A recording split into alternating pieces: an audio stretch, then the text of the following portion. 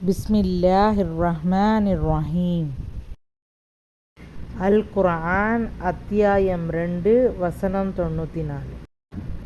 பிஸ்மில்லாஹிர் ரஹ்மானிர் ரஹீம்.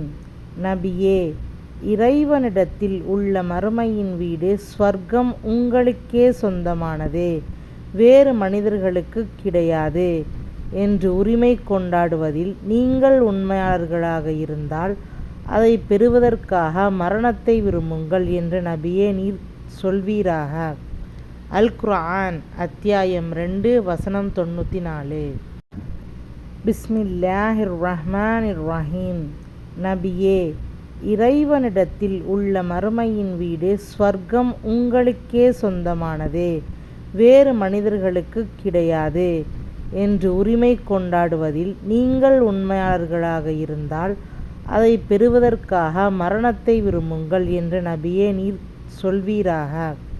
அல் குர்ஆன் அத்தியாயம் 2 வசனம் 94.